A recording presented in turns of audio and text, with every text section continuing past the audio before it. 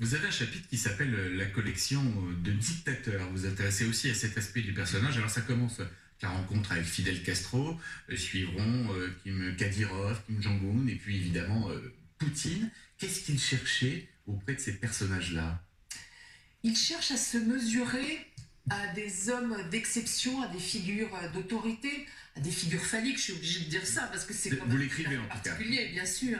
Et c'est vrai que quand on est comme lui, une espèce de star énorme, il n'y a plus beaucoup de gens qui peuvent vous faire face. Et les dictateurs, il a trouvé dans ces dictateurs ça, hein, une espèce d'équivalent.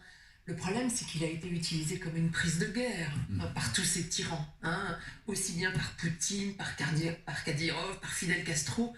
C'est vrai qu'on est effaré quand on voit tous les dictateurs qu'il a fréquentés, hein, dont il s'est glorifié d'ailleurs, hein, tous ces passeports qu'il égrène, qui viennent tous de pays où la liberté est totalement abolie. Donc c'est vrai que ça, c'est quelque chose de tout à fait étonnant. Pourquoi a-t-il souhaité s'abaisser à ce point, alors que n'importe lequel d'entre nous aurait eu honte de figurer à côté de ces tyrans? Lui, au contraire, il en a fait un titre de gloire. Et pourquoi? Il ne s'aime pas lui-même, c'est de la philosophie. Il pense Parce qu'il aime la transgression. Il aime la transgression. C'est comme rester un voyou. Choquant. Oui, c'est ce qui est le plus choquant. Il ne peut pas supporter la normalité, la banalité. Sa femme dit qu'il ne peut pas tenir en place, il ne peut pas rester, il disparaît tout le temps. Sinon, il est pris d'angoisse. Pas pour rien qu'il est alcoolique, gravement alcoolique. Il est grave, c'est ce que vous décrivez. Et ça, c'est intéressant. C'est très... Et en fait, il est alcoolique. Sur les tournages, c'est infernal.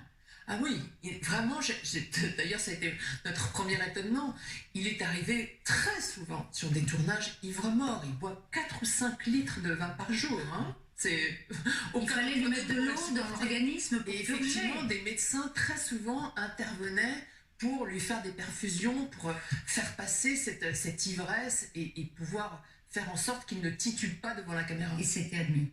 C'était admis. C'était réparé. En permanence, on réparait Depardieu, en fait. Oui, parce que sur ses épaules reposait toute l'économie du cinéma. Sauf aux États-Unis, c'est peut-être un point commun qu'il a d'ailleurs avec les dictateurs, c'est ce sentiment anti-américain. Vous décrivez qu'il a un ressentiment contre la société américaine quasiment.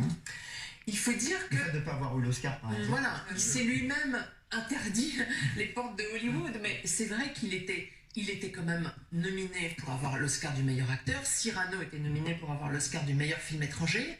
Et à cause effectivement de ces vantardises passées et de son image de voyou et de violeur passé, cette carrière américaine s'est refermée soudain sur lui et il en a conçu une grande exaspération et une grande animosité à l'égard des États-Unis. Et c'est vrai que son passage à l'Est, si je puis dire, tient beaucoup à cela. Il n'a pas fait amende d'honneur. Ah non, pas du tout. Jamais. Au contraire.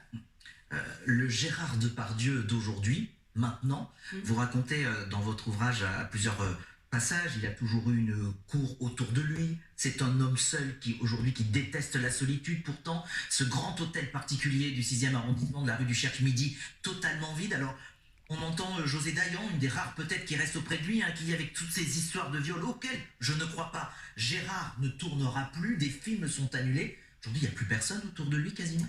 Ah ben là, c'est très clair, en tout cas en France, et probablement en Europe.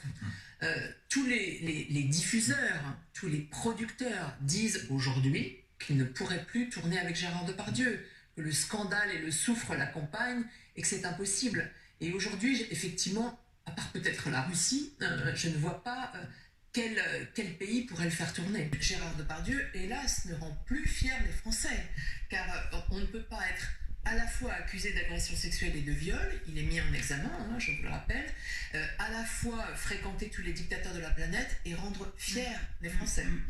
C'est un paria. Plus personne maintenant ne va plus rien lui proposer. Non. C'est vrai qu'il est très seul, ça fait longtemps qu'il est très seul. À vrai dire, quand on est à ce niveau d'excès et de reconnaissance et de célébrité aussi, on est très seul.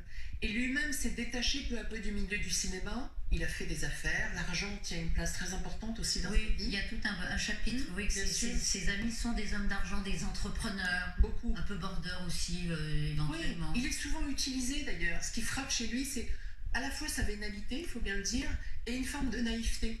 Il est très souvent utilisé par d'autres pour son image.